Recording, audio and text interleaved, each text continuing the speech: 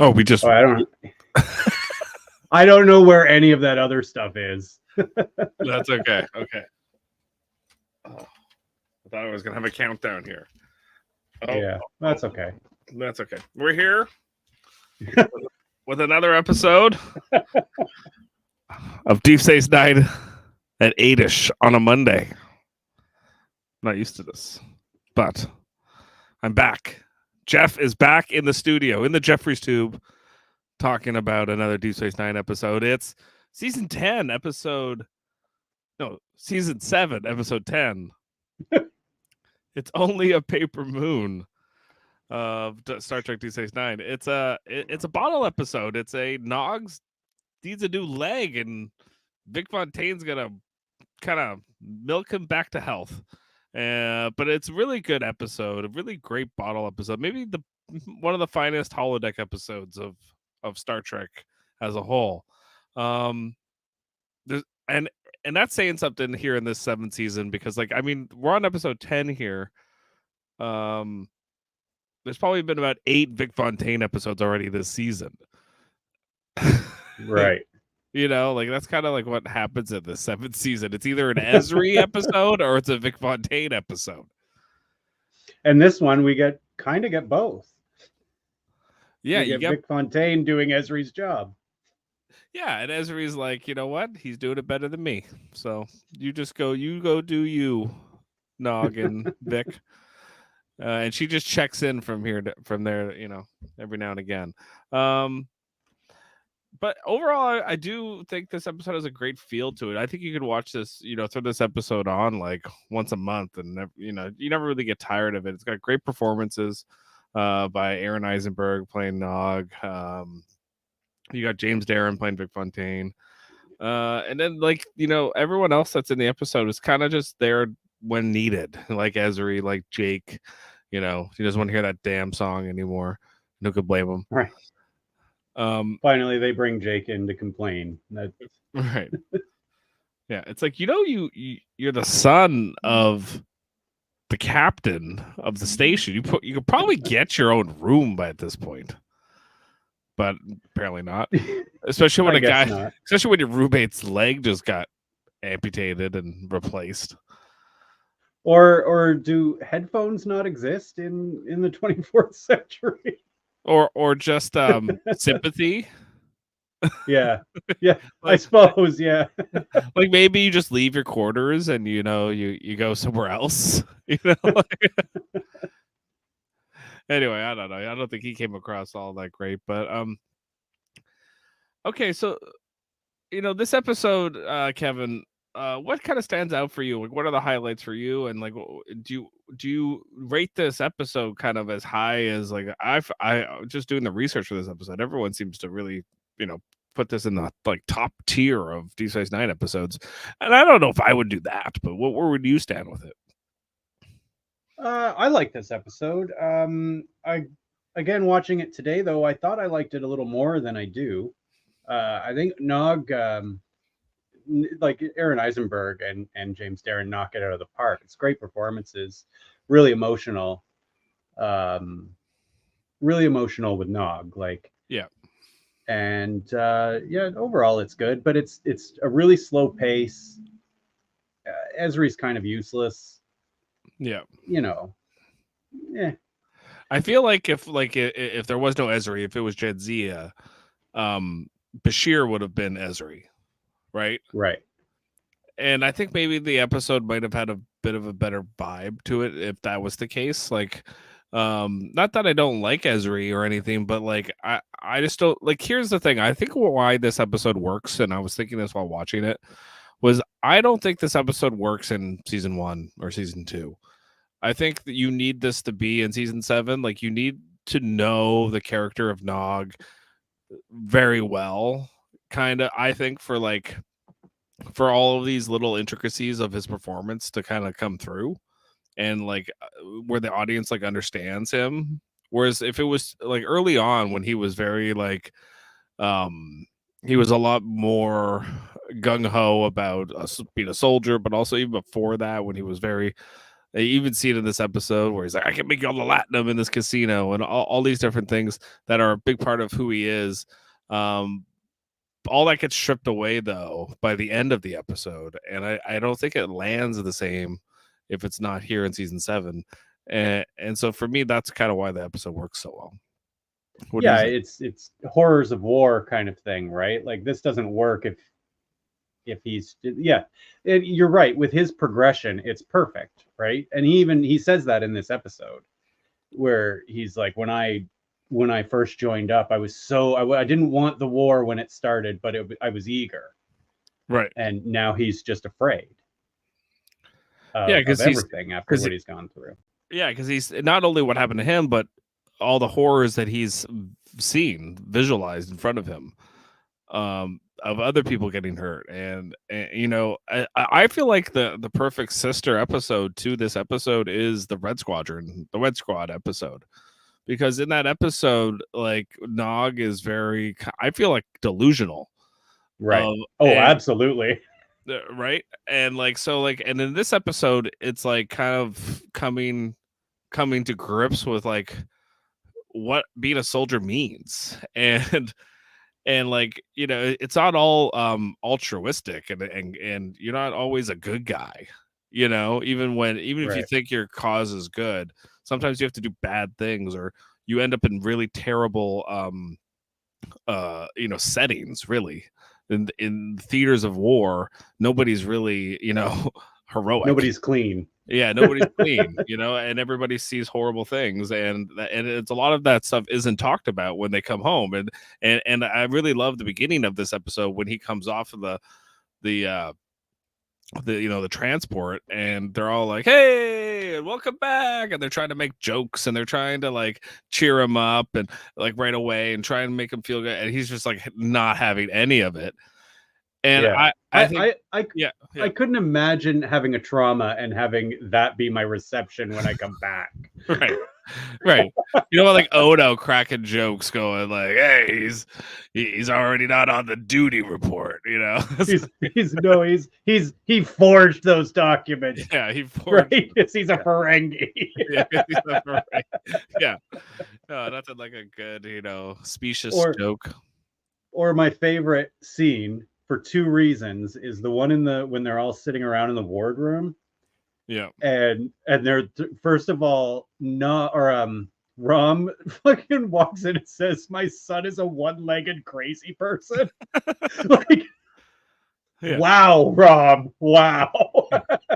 Yeah. Well, and the rest of the time they spend throwing shade at Bashir for his adolescent games. Yeah. Oh yeah, no, the boardroom scene's great, but like Rom and Lita throughout this whole episode, they look like two scared puppies the entire time when they're around Doug. They're like, oh, what?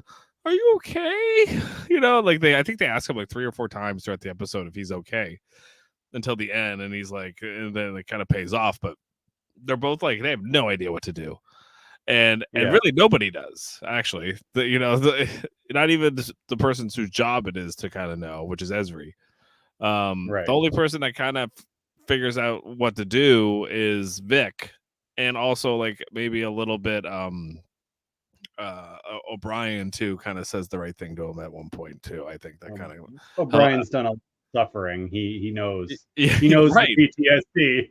If anyone should have been the person to help Nog, it's O'Brien. Like, just for the episode when he's stuck in the prison for 10 years or whatever in his mind, like that, if there's not like that's another like really good sister episode to this episode, I would say, because they're very similar in that way, where like they just can't, their PTSD is through the roof, and they don't really know how to address it from not only like a personal, like the Nog, the character, or O'Brien, but also like the people trying to help them, like Keiko trying to help O'Brien in that episode. And in this episode, like, Rom, Lita, and Jake, no idea what to do. You know, like they don't know how to help. Jake does no helping whatsoever. Like when he says, I'm just trying to help, I'm like, how? Like, what has he done? So, he's like, I've listened to this song. All he did was yell at him for his music. Yeah. Oh yeah.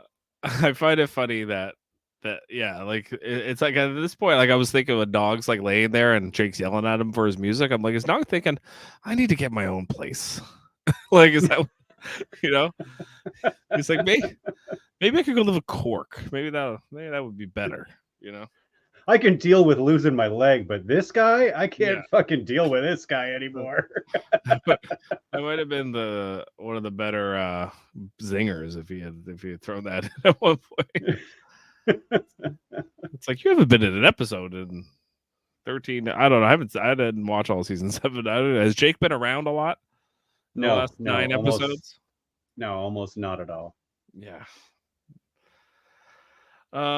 Okay, so what you know what I do really like, I think that works really well in this episode is the music. Like not to segue off the fact that Jake had to listen to I'll Be Seeing You for 65 hours or whatever it was.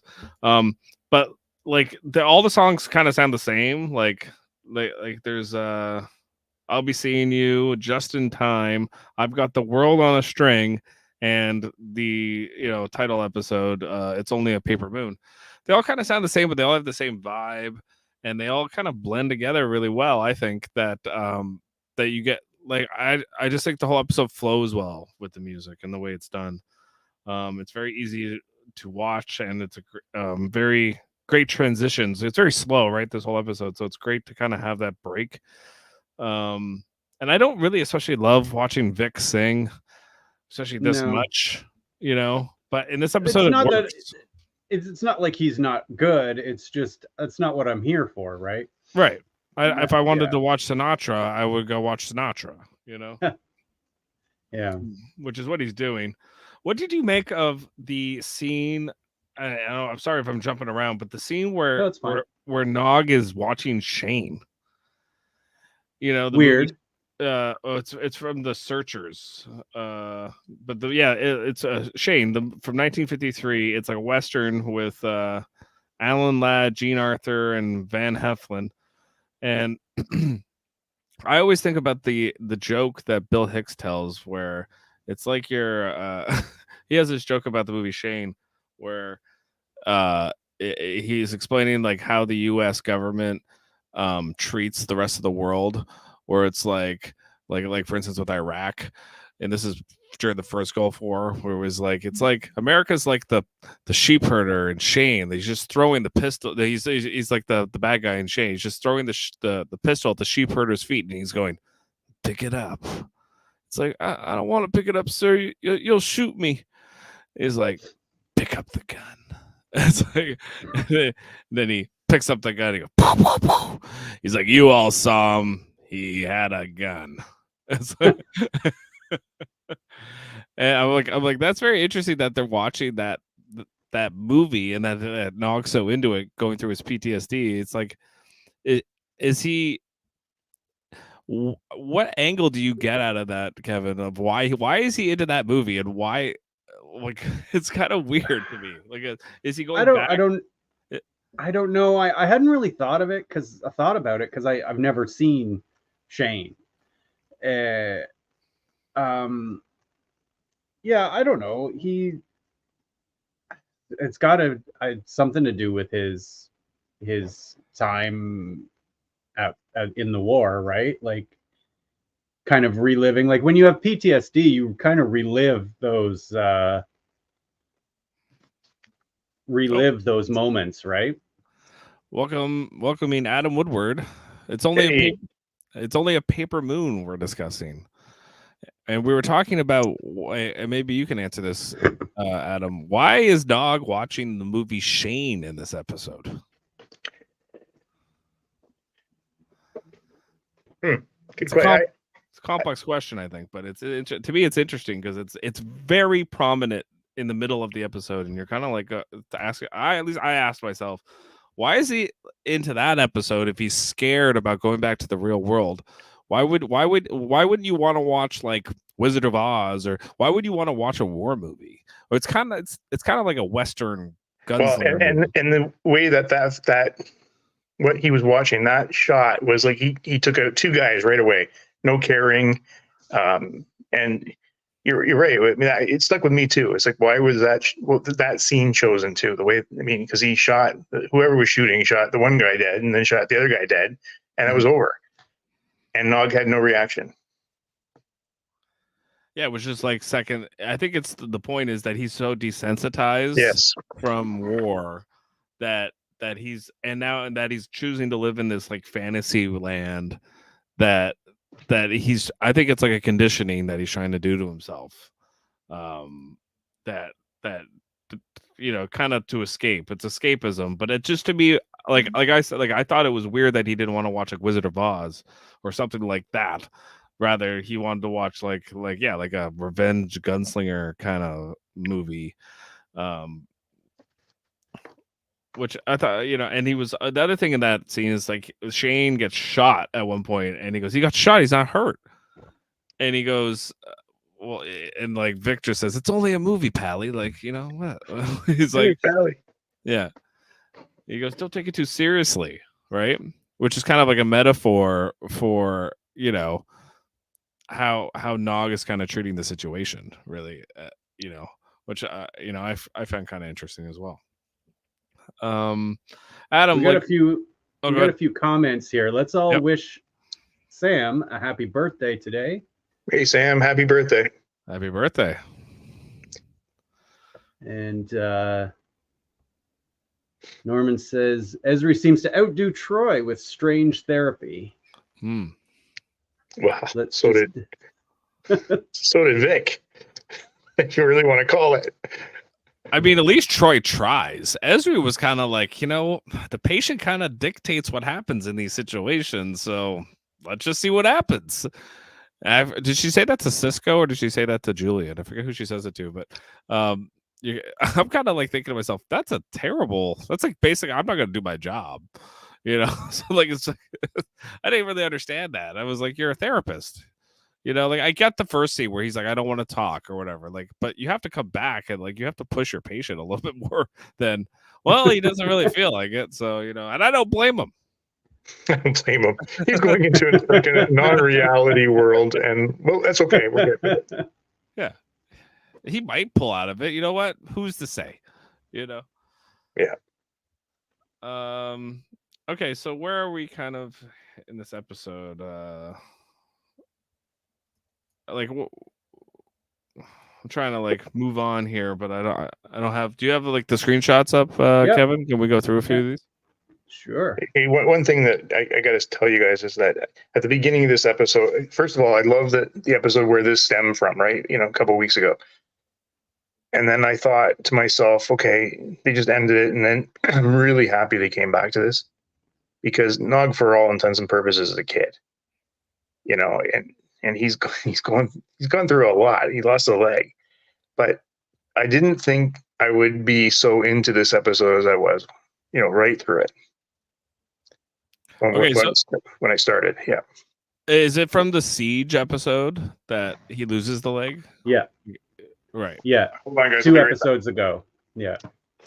Okay, because I'm not as I haven't watched season 7 again. I'm not as caught up, but I do remember this episode. But I forgot. I remembered that at the beginning of the episode is when they showed his like, but they do a flashback in this episode and show when it happened, and then his scream, which is kind of sad and funny, and I don't know. I always kind of go, "Oh my god!" Like, I get why they did it, but I always like the Ferengis, man. They let you know when they're hurt. Yeah. So this is interesting here, right? Like we were saying before, like he's come home. They all know he's had this trauma, and they're like clapping and cracking jokes, and it's weird. It is weird, and they're all doing it. Not one of them kind of goes, "Hey, like give him some space." Or didn't you feel that line though when they were saying, you're on medical leave, you got to get back to work? Like, was that just meant to motivate him to get back to work, or it didn't feel like a joke? I felt like Cisco was trying to gauge Nog's kind of his temperament. Like he wanted to see where he was at, and I thought he thought that line was going to tell him one way or the other. Yeah, because he was either going to do what he did, which is kind of retreat and say, hey, I want to get away from everybody, or he was going to like basically kind of like do what O'Brien did in the episode where he was stuck in the prison in his brain for 10 years, where he just like shrugged it off and he's like, I'm fine, and he just started working, got more and more pissed off, you know what I mean? Until I started hallucinating and seeing his friend from the cell. So I think he was going to go one of two of those ways, and it goes the other way in this episode, which kind of makes sense for Nog's kind of temperament that's the way he would go. Aaron Eisenberg really sells this, the emotion in this, like when he's just kind of dour and down. He's so good. Some of the best performances we've seen out of him. Yeah. Meanwhile, he's doing it with like a lot of makeup on, but you still get all the inflections and it's the little things, like even that scene where he just goes and lays down on the bed, and it's like a good it takes like 15 seconds for that even like to occur. But you feel like all the emotion in not only his face and stuff, but his body movements. Yeah, and his depression. I think that, that really. And then when they get to the scene where Jake says he's sleeping 18 hours a day, oh boy, he's in trouble. Yeah. And then Jake's not having it. No, stop listening to that goddamn song. Tells him to go down to the holosuite. I loved this scene, this long walk. Like this was laborious all the way. Like this was a long scene of him just walking alone on the station, and it really, really helps to set the mood. Yeah, and I'm glad that the episode focused like just on him and didn't have like another story to tell in this episode, and they didn't just the best episodes are always the ones where they do that, where it's just like just tell the one story really well, and they do, and give it time, you got 40 minutes, give it all those moments to breathe, which is what Nog does here when he goes down to the hall seat, and he just wants to hear "I'll be seeing you." Yeah, he says the song helped him in a hard time, and then we get the flashback of I can't remember some AR 588. The siege. Like I just call it the siege episode. Yeah. But so this was in that episode, right? Yeah. And so basically, what happens in that scene? Basically, does Bashir tell him like, "Look, I need to amputate your leg"? And then no, this is past that scene. He's now in recovery. Yeah. Okay. So when he tells him that, like, what's I forget, like, what's his like a reaction? Well, when he's told that he's going to lose his leg, I think Kevin may remind me, but I think he puts up the brave face and said, "I'm sorry, sir, I got hurt," and all, he's talking to Cisco and trying to act the hero, because when he gets hurt, he screams like crazy, and then but he's in the operating room. He didn't do that. He was very, very brave, I think. I remember watching this week to week when it was new and being surprised by this episode, thinking like, oh, like Nog's going to be fine. They're just going to do what they usually do. Like, okay, that episode's over. Next episode, reset everything. Yeah, his leg's Nog's fine. not going to be having any issues because of this. And I was just like, wow. This episode made an impression on me the first time around, for sure. Well, it's good because it builds stakes like for certain moments in the show that like should matter. Like even like the O'Brien one with like the prison in his mind. Like I'm surprised they never. Do they come back to that at some point? I feel like they did. Yeah, but like they probably should have, because it would have made sense. I don't think like there's certain traumas like that they never quite leave you. So it would make sense. And for here, like to do it made a lot of sense. Although I did read a little bit about this episode, and they originally wanted to do this episode like in season 4, and they wanted to do it in Quark's bar instead. But yeah, so like they had the idea for a long time, and it bounced around the writers' room for for many years apparently before they. That would have been very different. But Yeah. I think it's good. Like from what you said earlier, that it's good that they waited to do this in season 7. It has a bigger impact, I think. But don't you think that they've done, like Deep Space Nine has done something the other Star Treks haven't done? It is the actual or impact on people in these situations, like whether it be long-term space travel or war. I mean, like this is a significant impact on somebody's psyche. And I don't remember this I mean, they touched on it a bit in the Pegasus, I think, when it was a tougher time and all this in Next Gen, but not like this. They do it a bit in Voyager, but like, yeah, not like this. Like the traumas don't last too long in Voyager. Harry Kim can only lose the girl so many times, and well, that's just heartbreak, Jeff. That's just heartbreak. That's we can get over that. It was real. I'm sorry. There is no limit to how many times Harry Kim can lose the girl. Or not be promoted. Not be promoted. Well, the episode in Voyager that kind of comes to mind is the one where Chakotay and Harry screw up, and they have to come back in time from the future, and they're old, and they they have to give the coordinates to Voyager, and like that. It's kind of similar of like how Harry put all that guilt on his shoulders of that he killed them all and everything, and all that kind of stuff. So like, yeah, there's certain moments that Voyager does it, but even in that episode, it's the Doctor, another hologram, telling him to get us, get himself together, and it ends up working. So like they do again another maybe companion episode to this one, where Vic Fontaine kind of really does Ezri's job much better than Ezri. Even Ezri agrees. Yeah, even Ezri's like, what am I doing? This, like I said, this is my favorite scene.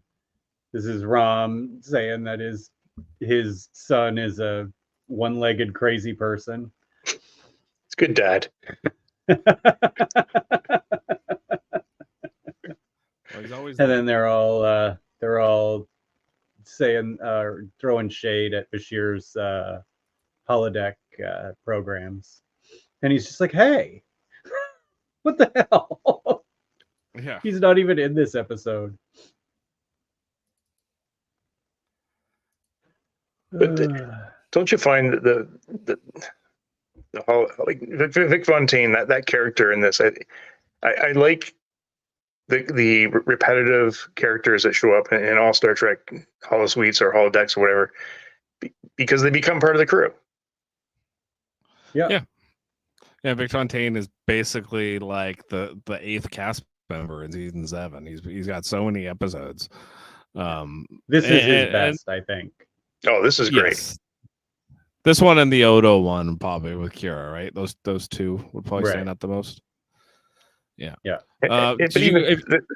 This scene in the bedroom or in the suite, in his suite, it's just the sweater, like the costuming's awesome for the time. I loved everything about it. If you go back to the boardroom scene though, Kevin, there's a moment. Maybe it's at that time when they're talking about the fact that Nog wants to go into the holodeck program or whatever, and Quark says, well, who's going to be paying for all this? And then Sisko just looks at him and he goes, well, I guess me.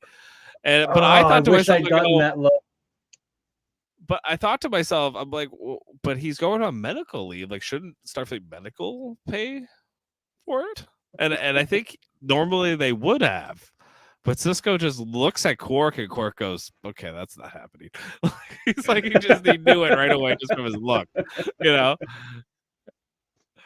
The look, the look was good. Yeah. So I enjoyed. That was probably my favorite moment of that wasn't Vic or Nog in the episode. It was between Quark and Sisko.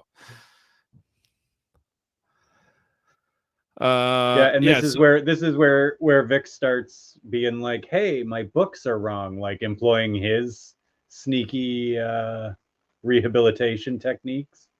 It's like, come on, and he fix my books. Yeah, he does a couple of them, like where he's like, and he gives him the cane at a certain point where, because he's been told by Ezri that it's completely in his head that he needs a cane. And I'm kind of thinking throughout the episode, I'm like, is it completely in his head? Like, I was like, I don't know. Like, he says he's in pain, Well, but I guess it was, the head is also part of the body, so it is medical. Right. So if it's all in his head, I mean, it still needs to be treated. Right. And it's all like and the cane he gives him is like a purposeful, like, you can't really put too much weight on it cane that's got this giant head that needs to light a lady's cigarette up, which I thought was an interesting touch. I don't know why he made it a lighter. Maybe just to put a smile on his face was the whole purpose of that. And then he says, but "Oh, it's okay. clever. I don't need to put my whole weight on it. Right. He's already feeling better." Yeah. But what is making him feel better? The fact that, like, this is what's kind of sad about this episode to me. He basically doesn't want to be around anybody on the crew. He wants to go live in a fantasy world. He basically wants to go play video games. And to avoid any responsibility of anything, of not only his trauma, but his work, his parents, or his dad, I guess, and his uncle. Like, he doesn't want to see any of them. And when they come see him, he kind of like, things are occurring and like parties are being thrown and he's missing them. And he kind of goes, oh, okay, well, that sucks, but I'm not leaving here. Yeah, but when you think about what Vic's doing with him too, though, it's getting him back to what he knows, away from Starfleet, right? You're putting him in charge of the accounting. You're putting him in charge of business planning. Which is kind of, he's giving him roles that he would know and is good at. I did like the line too. He says, "Where's your computer?" And he gives him a pencil. It's 1960. What do you want from me? Yeah, I know. Yeah. Pally, do you guys like this scene here with where Nog kicks the shit out of Jake? Well, guys, what the hell is Jake's role in this show? Like, honestly, he would be off. He would be off the show if it wasn't for Avery Brooks. I mean, I don't think he would have made it to season's end. He almost didn't. Like, it's there. He's in like 7 episodes the entire series. Well, I mean, what are we on now? 7, 6, 7, 8? I don't even know. This season, and we don't really see him. He pops up here and there. Anyway, it's interesting. And he's good in certain episodes. I mean, he's really good in The Visitor, even though Tony Todd plays Jake Sisko better than he does. But like, he is good in certain moments and certain episodes. He's really good in the one where they're back in the 50s, and he the one where Sisko's Far Beyond the Stars. Far Beyond the Stars. He's really good in that one. Like, he's in certain roles when he's not playing Jake Sisko, I find. He does well. I feel like it's almost the character more than it is him. A lot of the times it's the actor. I'm like, the character kind of is just like, doesn't really have much to do other than he's like, I'm a journalist, but when Jake has to be really like emotional, I find he's really good. Yeah. But just like every day kind of it's not great. It's not a great character. But in this particular episode, the last time we saw him, he just basically told Nog off. He said, "Get the hell out of here. If you want to listen to music, get out of here." Yeah. And he didn't really mention that, there's no apology, there's no, hey, sorry about that, nothing. Just, oh, here's my girlfriend. Yeah. Well, yeah. Oh, and then Jake gets all intimidating, and there goes the table. And Nog pummels him, like, just right on top of him, just giving it to him. It's something. It's a little more violent than we're used to in Star Trek. Actually, that scene was cool too, because when Jake went to the bar to get the drinks, and she's saying, "Oh, you're a hero," and you could see how uncomfortable Nog was Yeah. with that title. And again, just don't call me that. I'm not that. And you could feel his anxiety building, which led to the fight. Right. Yeah. Which, she's a hologram, right? She's not a real date, is she? No, she's a real date. Oh, she's a real date. Okay, I Yeah. missed like this little snippet of the episode because I was getting a pizza, so I missed this part. That sounds exactly right. Yeah, I have no idea what was going on. All I know is like it happened. But it makes sense what you say because of the whole, like Nog. I don't think, he doesn't want to be looked at as a hero. He definitely. He says at the end of the episode, like he realized how fragile his position in life is. Yeah. And I think that's kind of the part that is getting to him more than anything is his mortality and how it's kind of like the meaning of it is escaping him. I think that's kind of what's bugging him the most. And if you go back to the Siege episode too, is how like Nog was right in there, like no questions, no hell holding back. He's on the mission. He's on the patrol. That's when he gets hurt. Like everything tells you that he's all in. Adam, he would have died with everybody on the Red Squad, without thinking twice. Yeah. And in that episode, Jake's like, "This is insane," because he's not indoctrinated to the same level that even anybody in Starfleet is. Yeah. Right. Which is it, so like I think that's the part that he's wrestling with throughout this episode, which is why it's, I think, very relatable. I think anybody that's been like either like in an organization that has all these rules or has been in the military or school or anything that is kind of regimented that way can kind of relate to this episode. Which is why it's probably universally praised. Because it's very real. You know what else was really interesting in that scene that we didn't talk about yet was when Vic came to him and said, "Get the hell out of here. Like, I can't have you treating people like this." There was no special treatment. There was no, "I'm sorry you're feeling this way." There was no apology at all in Vic Fontaine's delivery to Nog. Just get out of here. I can't have this. And I think that surprised Nog too.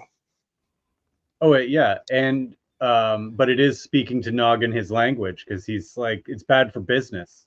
Get out of here. Like, I can't have you doing this in my business."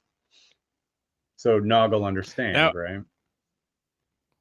And how much of that is like still part of Vic Fontaine's rehabilitation program that he's kind of instituting, or how much of that is just like Vic, like that's just his natural reaction to what's going on? Oh, I believe that was his natural reaction. Like he's a club owner. He's the entertainment. He's got to keep people coming through. Right. We got a nice Las Vegas montage here, buddy montage. Yeah, this was like I love this character, Vic Fontaine. I didn't think I would. Again, like some of the scenes, some of the things that I didn't think about, I'd like about Deep Space Nine, I really like to come to like, and he's one of them. And Ezri notices he's not using his cane as much. Yep. And she just does the self-satisfying smile. I did that. She did nothing. Which she did not. She did nothing. She's just checking in, she's just like the easiest therapy session ever for her is just like, I just get to go to this holodeck program and have a drink and see how my patient's doing with Yeah, I agree. Here's a question for you guys. Like when this scene happened, I thought that Nog had turned a corner. And I was wrong. Yes, but when Nog and Lita show up. Yeah, when Rom and Lita show up. What stood out to me here though is he briefly talks to his parents and then goes to talk to a hologram almost immediately. Yeah. So maybe not turning a corner. Yeah, that was the part I got from this was that and both Rom and Lita noticed right away that he as much as he came to acknowledge him and was happy, he was like 95% invested in his fantasy world, and basically stepped out of it for 5% and said hi. And yeah, you're right. Yeah, like so that was like throughout the episode, all you see like through pretty much everyone else's face is this is concerning. Like they're like all of Dog's actions, like they're like this is not good. Even though some of them seem like you said, like, oh, it seems like he's doing okay or he's doing better, and like Ezri's like giving him like, oh yeah, he's not using the cane anymore, everything's fine, it's all in his head. It's like, no, he's just escaping in a different way now. That was kind of to me what was going on. This scene stuck out to me too. This is the scene where Ezri abdicates all of her responsibility to Vic Fontaine. She's like, I'm not even going to ask you what you're doing. You've got a plan. I don't need to know it. Like, great. Yeah. What a wonderful counselor. So much for the patient notes, eh, Kevin? Yeah, right. Yeah. How does Vic how does Vic respond? Well, here is where she also tells him he should leave. Like, she's like, you're not going to let him stay here, right? And then we find out that Vic is really loving having him there, right? Because he gets to live a life. So, and then we get this scene where Vic is like, no, this is over. You're done. And I really like Vic's speeches. Yes. Here about how treasured a life is. He didn't realize, and until he had one, and also I lost it. Yeah, well, I can finish it for you. Nog is running away from a life, and he's saying to him, you get back. Like, enough's enough. Right. And how he's the only real thing in here. Like, I have a life and I love it and it's awesome, but it's hollow compared to what you have, what you're wasting. Exactly. Yeah, and that hit a little home with Nog at this point. Like, how he's starting to rethink things. But not enough to leave. No, not enough to leave because he's holding on to it for dear life because he's afraid of reality, basically of where the indoctrination that he came up in, the whole up to the moment he lost the leg and what that signaled in his head of like what am I doing? Is this what I want? Do I actually really like this? Do I want to be a soldier? I'm okay dying as a soldier. I think he's asking himself all those questions, but he has really no one to ask that to because everyone he knows is a soldier. So it's like, so it kind of makes sense that the one person that he could talk to doesn't exist. Yeah. I think it's super interesting because if you're in like a war scenario and you get hurt and you're like in the Forrest Gump scene. He's surrounded by other soldiers, like when you're hurt, like it's kind of what happens. And how do you escape that? How do you have a different perspective unless you remove yourself from it? It's really the only way. This is Nog's version of that, And here's another interesting scene. So at this point, Vic's shut down the holosuite program, and Nog is like trying desperately to get it going again. And then Chief O'Brien comes and says to him, well, you can't. Vic's one of those programs that if he doesn't want to come back to life, he doesn't come back to life. Which I don't buy. I think O'Brien. I don't buy that either. Oh, O'Brien could do it. I love though that when Nog says, you mean he has free will? And O'Brien's just like, I'm not a philosopher. I'm an engineer. All right. Yeah. But all I know is when he's off, he's off. Which is kind of like Bones, like I'm a doctor, not a magician. Like it's kind of O'Brien's version of that. And basically, it's like, Nog, stop tearing this shit apart. Yeah, he's like, just I'd fix it for you if I wanted to, but I don't want to. You need to come back to reality. And then Vic shows up anyway, and then this is kind of like to me the kind of the pinnacle of the episode. Yeah. Mm-hmm. Is this scene where Nog is finally real with really himself. I mean, he's talking to Vic Fontaine, but he's kind of talking to himself in a way about like why he's scared, what's going on, what this leg injury meant to him, and how he isn't really dealing with it, the right way. He's kind of hiding. And Vic's good here. He kind of just he listens to him. He doesn't challenge him too much, I think. What did you guys make of this scene? I think that Nog has come to the realization that he's got to move on. Like in some fashion, he's got to get it, move on. And I think there's, everybody comes to a point where you run from something at some point and you go to escape, whatever it is. But at the end of the day, you can go on a bender or you can, whatever you want to do, you can disappear for a couple of days, but you got to come back. Everybody's got responsibilities. And I think he's hit that wall. Yeah. And I love just when he just looks at him and he just says, I'm scared. Like, that's it. I'm scared.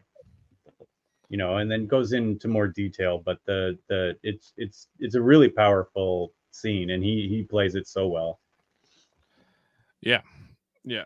And Ezri's nowhere to be seen again. So absolutely. No. Yeah, I think Troy would have checked in more. I do. I want to give more credit to Troy here as a counselor therapist. Yeah, I think that you're right on that. She would have gone to Cisco and said, "Hey, he's not right now. We got to work with him and do way more." But not. Ezri just gives into the holodeck. Yeah, it's like, it'll work out. His uncle runs the holodeck program. He's in good hands. Quark has never done anything suspicious or genuinely morally questionable. He's also quite the family man, right? Yeah, right. Quite the family man. Really takes care of his own. So. How much is this going to cost me? Yeah. And then he leaves. He comes down the stairs. This episode, I do find it ends pretty abruptly. Yes. Yeah, I don't think they needed to do more though, Kevin. No. And this is one I didn't mind the ending because it did end abruptly, but it was also like, what more is there? He says here, are you okay? No, I'm not okay, but I will be. So he understands that he's got to work through some stuff, which is good. And then the last scene, we're here. And he's got a gift for Vic that they're going to leave his program on 26 hours a day. Love it. Yeah. And that's always, that's a trope in Star Trek, right? Like the hologram that wants more. Yeah, that's what I was trying to say earlier on. I like that. Yeah, Moriarty, I like this. Like the characters, the ones that are going to be always with them. Yeah. Yeah, and I think it's a signal. They're signaling basically that it's not just Quark's. It's they have the lounge in the back of Quark's is Vic Fontaine's, and it's open all the time now. Like if you thought you've seen enough Vic Fontaine, don't worry, you're going to see more of him throughout season 7 here. So get used to it. DS9, and I hope Quark's still paying for it. Yeah, Quark's still because Cisco looked at him for a half a second and said, "Don't you think I'm paying for this?" All right, that's it for the screenshots. Yeah. I've got some stuff for you, Jeff. Okay. Give it to me. So Aaron Eisenberg considers this episode his personal favorite. Aaron also mentioned that in several interviews with a number of wounded combat veterans, reached out and contacted him after the episode to compliment him on how real life his acting was. Since the episode dealt primarily with Nog coming to grips with the psychological trauma of being wounded in battle and losing a limb. So I can see that. I mean, he did a great job. He felt it. Vic says in one scene, "So now that the chief's told you I'm smarter than the average bear, will you stop messing around with my holosuite?" This is a reference to the 1960s cartoon character Yogi Bear, who frequently and famously stated, "I'm smarter than the average bear."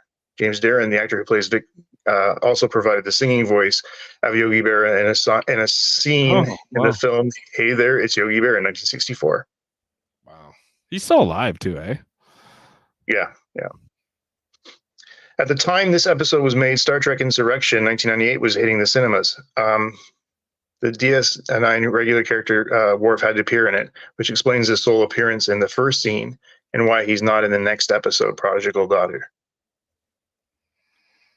The scene also contains episodes from the Siege, AR 558, as flashbacks. One was the deleted scene not seen in the episode after Bashir puts on the song "I'll Be Seeing You." You go, oh, that's okay. We hadn't seen that episode, that scene then. So it wasn't seen in the episode where Bashir puts on the song "I'll Be Seeing You" after he goes to check on Nog. Okay, so Nog and Vic mentioned how they liked the movie The Searchers, 1956. One of the protagonists of that movie was also played by Jeffrey Hunter, who played the original Captain Christopher Pike in the original Star Trek 1964 episode. Oh, okay. The episode was directed by Anson Williams, who played Richie Cunningham's friend Potsy on Happy Days. Anson Williams also directed Statistical Probabilities in 1997, as well as 4 Voyager episodes in 1995. I love Statistical Probabilities. I like that episode. And I'll come back with one more. James Darren sings 4 songs in this episode. I'll Be Seeing You. I've Got a World on a String, and It's Only a Paper Moon, and Just in Time, which is heard in the background during the scene with Jake and his girlfriend. Oh, sorry. And I have one. Sorry, that there's a bit of the one I was explaining to Kevin that this episode was initially written by David Mack and John Ordover. They initially pitched this episode as Everybody Comes to Quarks and sold it alongside what would later become the season 4 episode Starship Down. The original episode was set entirely in Quark's bar, following 3 separate storylines. The plot sort of bounced around the writer's room for a couple of years before it was set to following Nog's loss of his leg and relocated to Quark's Vic Fontaine's Holosuite program. Mack and Ordover were hired to rewrite the story to account for these changes, and Ronald D. Moore did the teleplay. Moore removed the second and third storylines as he felt it interfered with the dramatic impact of Nog's PTSD. And then Keith DiCandido, a close friend of the original writers, Mack and Ordover, noted in his rewatch of this episode in 2016 that he was slightly disappointed that so little of the original pitch remained, writing that, quote, "There are some gems in the original that the world has seriously missed out on." But I don't know. That was his opinion. But I think maybe Ronald D. Moore did the right thing. Sam's got a question here. Which performance is better, Sisko in Far Beyond the Stars or Aaron Eisenberg in this episode?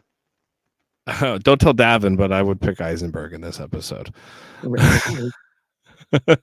I just think Sisko, he's a little over the top at a certain point. I know what point you mean. Yeah. I mean, when you're a Star Trek captain, though, unless you're Janeway, you have to overact. Yeah. No, I think I like Sisko better. It's just because of the overacting, because right. of the intensity of it. That's why I like original series, right? It's all that. Yes, it's nonstop that. Even Next Gen, like, every now and again, Patrick Stewart, they're all 4 lights.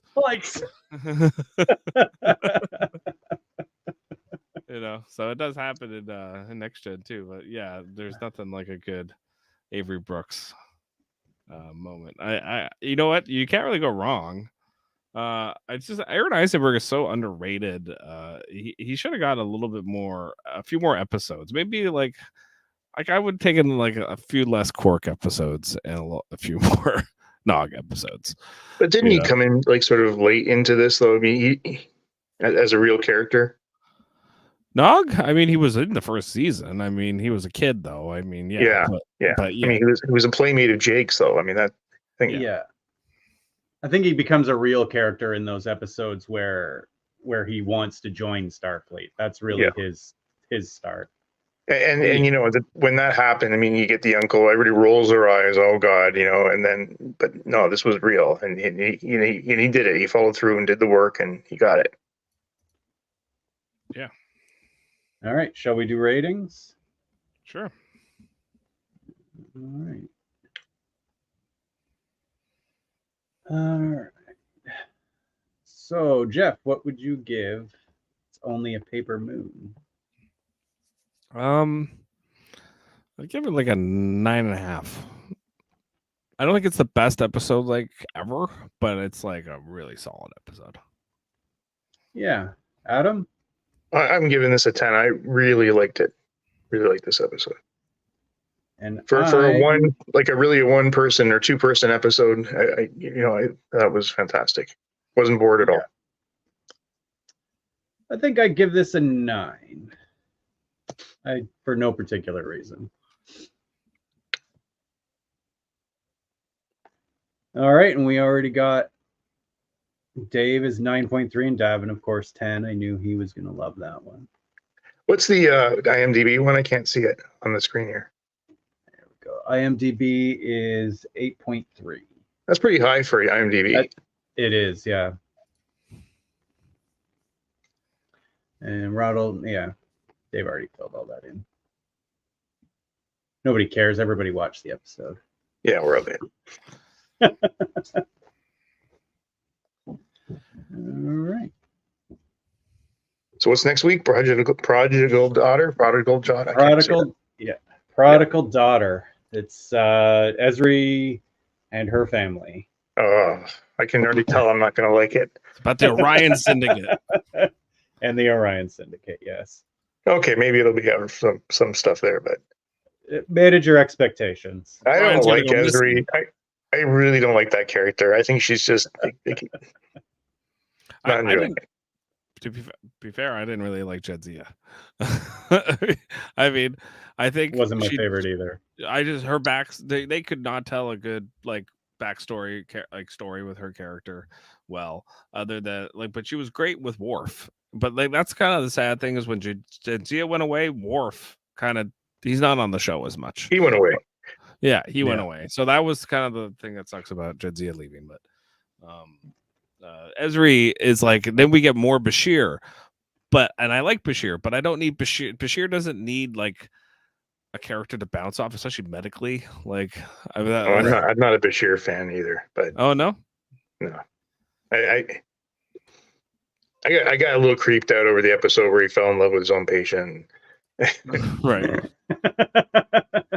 I like all the Section 31 stuff. I really dig, and yeah, okay. Yeah, Adam hasn't seen that stuff yet. We haven't gotten to it.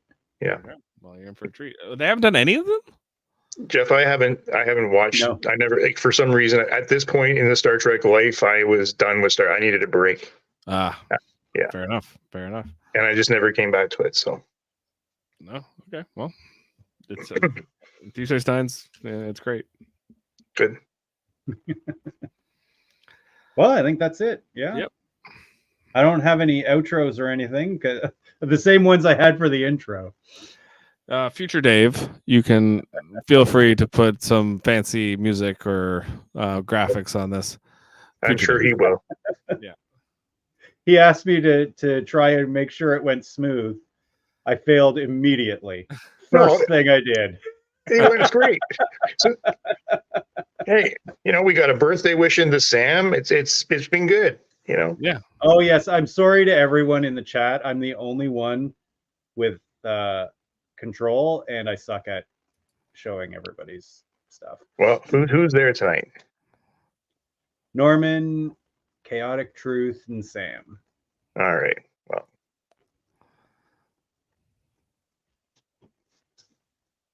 that's good. All right. Well, I guess we're done. All right. Well, I don't have a sound. I don't have anything. Any of the stuff Dave usually does. I have none of it. good chat, and we'll do it again sometime. Thanks a lot, guys. All right. Oh, no, I got it. All right.